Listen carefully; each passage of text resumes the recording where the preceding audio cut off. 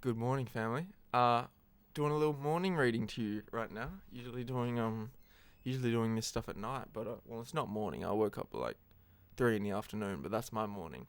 So we're gonna do a bit of morning reading. Um, I'm gonna read the chap. I'm gonna read the last paragraph we got up to in "As a Man, as a Human Thinketh" by James Allen, and then we're gonna continue on from there and hopefully finish this chapter. I reckon we can do that.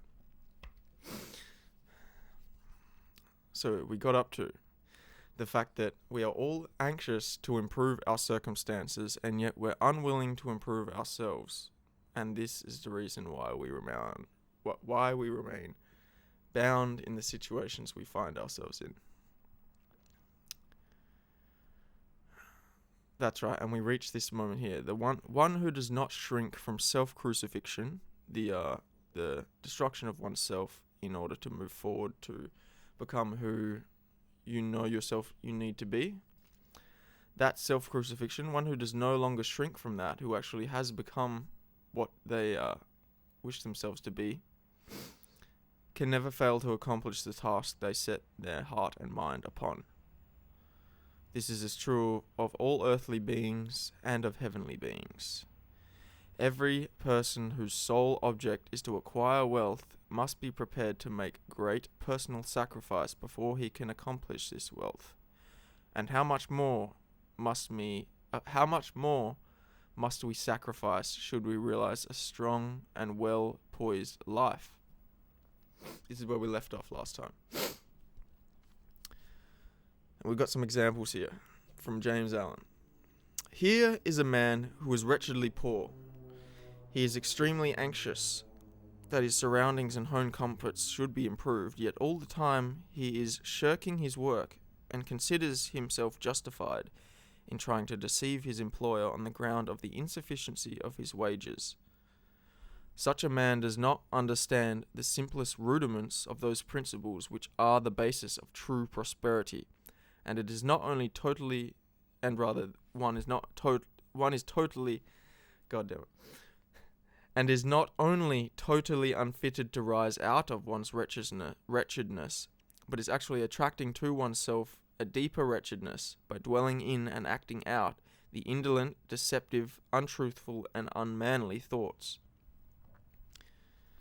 Here is a rich man who is the victim of a painful and persistent disease as the result of gluttony. He's willing to give large sums of money to get rid of it, but he will not sacrifice his gluttonous desires. He wants to gratify his taste for rich and unnatural viands, and have his health as well. Such a man is totally unfit to have health, because he has not yet learned the first principles of a healthy life.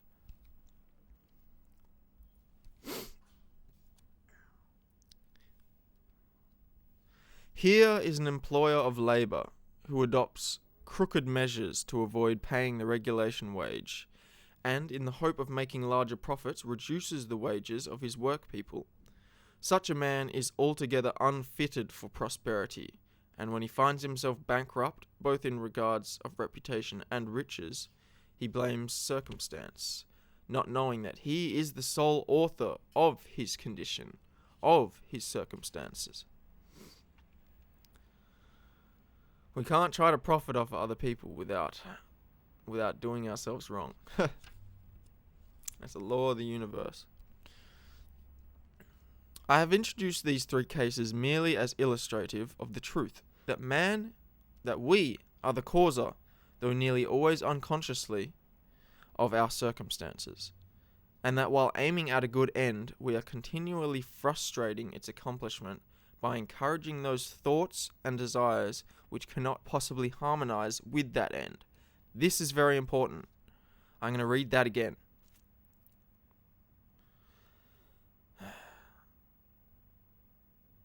It's illustrative of the truth that man is the causer, that we are the causer of our environment, however, almost always unconsciously. And that the reason our aims do not come to fruition is because we are continually holding within our mind and encouraging thoughts and desires which can never harmonize. They can't. What we want to materialize, to come into this world, we hold on to values, we hold on to beliefs, we hold on to actions which cannot harmonize with that which we want to bring into reality. And hence, until we destroy that part of ourselves which cannot harmonize, we cannot become what we need to be. It's very important.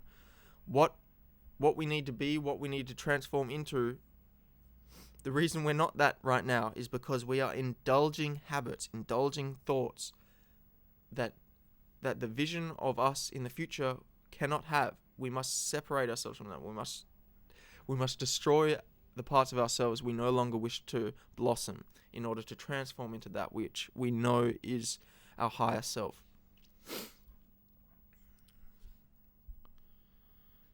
Such cases could be multiplied and varied almost indefinitely, but this is not necessary, as if the reader can trace the action of the laws and thought in his own mind and life until this is done. I'm going to read that again. I think I should stop that up. The reader can, if one so resolves, trace their actions to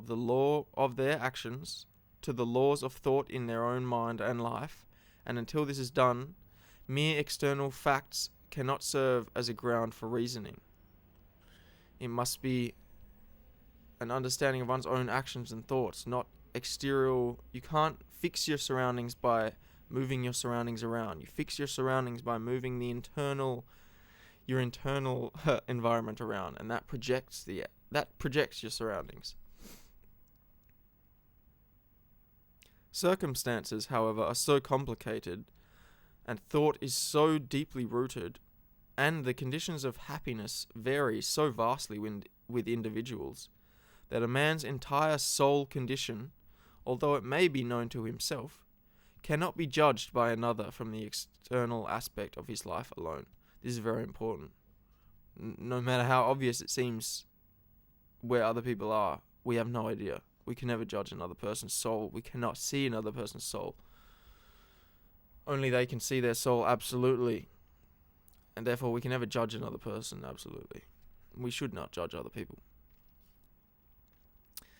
One may be honest in certain directions, yet suffer privations in another. A man may be dishonest in certain directions, yet acquire wealth at the same time. But the conclusion usually formed is that the one man fails because of his particular honesty, and the other prospers because of his particular dishonesty. This is the result of an absolutely superficial judgment, which assumes that the dishonest man is also almost totally corrupt, and that the honest man is almost entirely virtuous. In the light of deeper knowledge and wider experience, such judgment is found to be erroneous. The dishonest man may have some admirable virtues, which the other does not possess, and the honest man obnoxious vices, which are absent in the other. The honest man reaps the good results of his honest thoughts and acts. He also brings himself the sufferings which his vices produce. The dishonest man likewise garners his own suffering and his own happiness. The sufferings and happiness that come to people are so intimately connected to the thought process that only they are privy to, that the act of judging another person or having notions, perceptions based on what's happening to their life from an outside perspective is just not worth. It's you can never know. It's not worth entertaining. It's just not worth entertaining. You waste your time. You can't know why other people are where they are. The best thing you can understand is understanding where you are, because that's what you have the best perspective of. Figuring out where you are right now and why you're here. Don't worry about other people.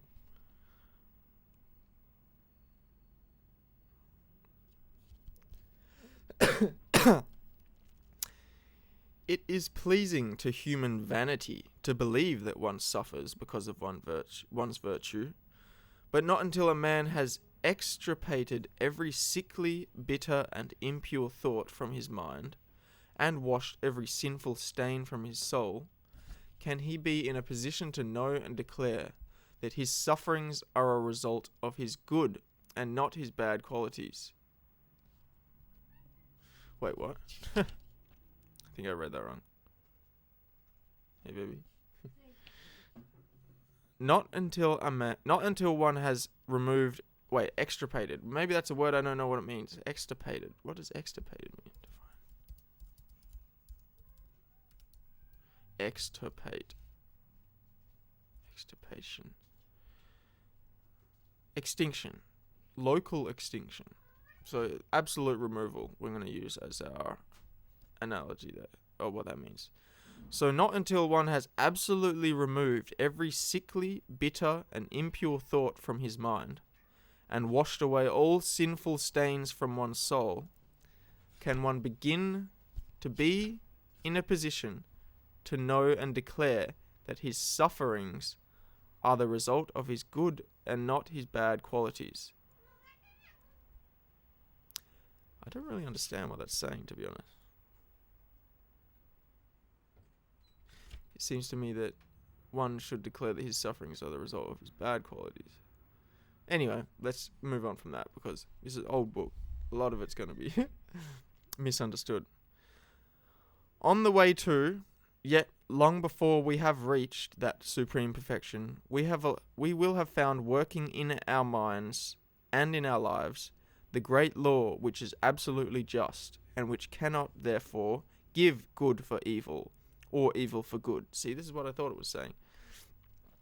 Possessed of such knowledge, he will then know, looking back upon his past ignorances and blindnesses, that his life is and always was justly ordered, and that all past experiences that one names good and bad were the equitable outworking of one's evolving yet unevolved self.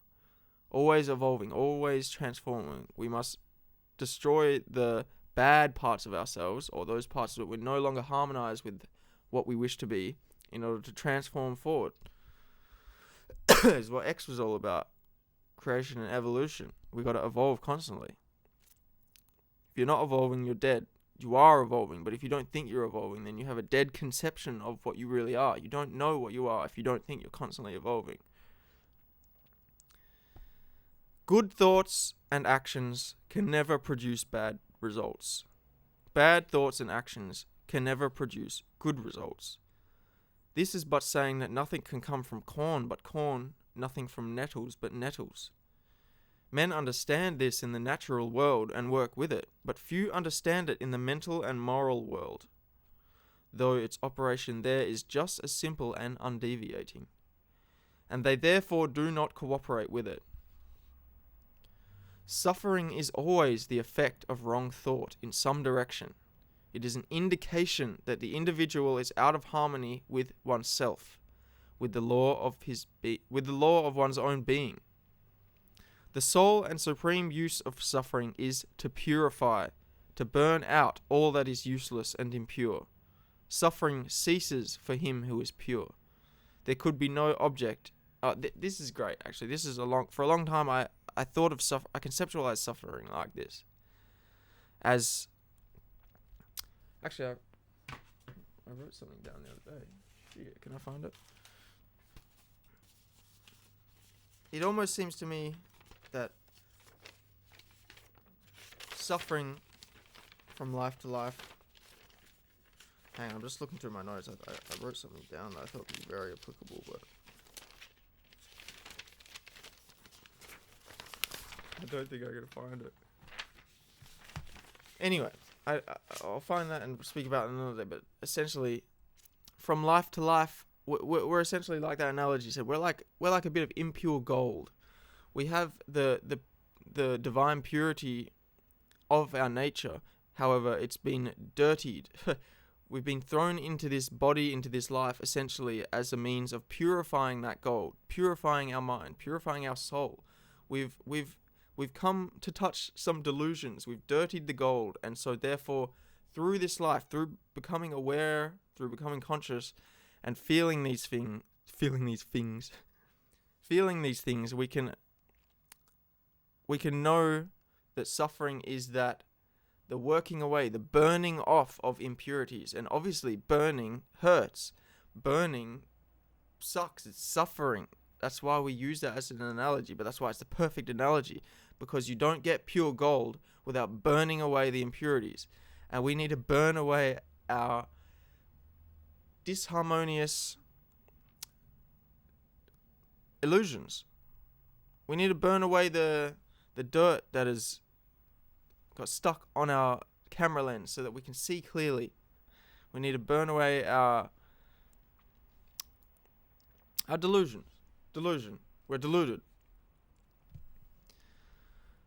And suffering as burning away impurity is a great way to think about it. And each of our lives we are doing that. We are burning away the impurities of our mind so that we can see more clearly reality as it is. There could be no object in burning gold after all the dross and dirt had been removed, and a perfectly pure and enlightened being could not suffer. And that's the other thing. It's not our true nature, the goldness, the luster, the purity, is in itself not burnt.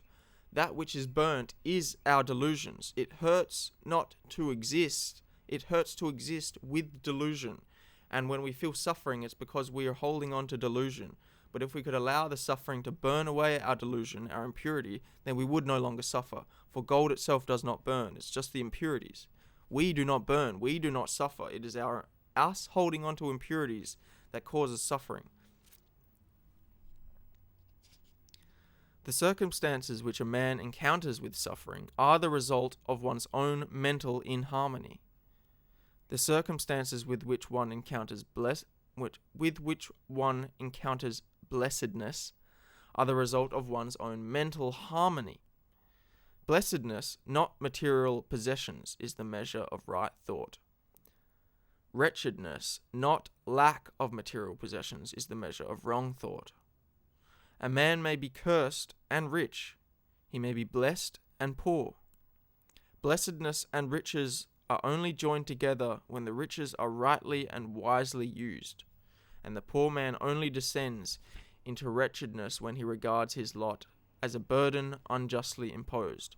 This is very important as well from a Buddhist perspective. I listen to a lot of a dude called Sem Rinpoche, the 25th Sem Rinpoche, and he'll tell you about karma. He'll have someone asking him, why is it that bad people have so much money or good people don't have. Again, it starts off with judging. We can't judge another person as a good or a bad person based on the externalities. It's erroneous for us to even start that. But on another level, going beyond that, we can't judge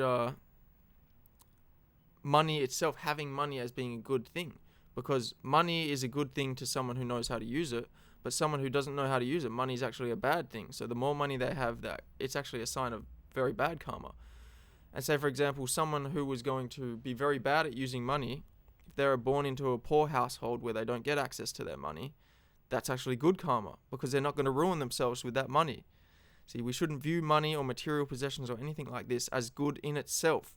But how is it paired with a mind? How does that circumstance play out? It's not pure circumstance of itself.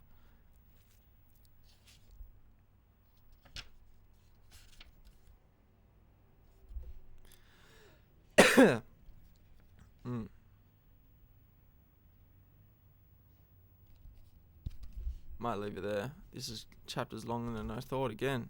This is a very long chapter. How many pages have I read right now? I've read 1, 2, 3, 4, 5, 6, 7, and we got 1, 2, 3, 4, 5. Let's leave it there.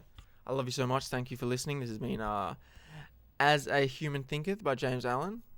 I'm going to read you some more this week because I like keeping up to date, reading you, teaching myself, reminding myself what's important. And it's good to do this early in the morning, or at least when I'm just waking up, because it gets me moving in the right direction. So I love you so much. Thank you so much. See you soon, my love.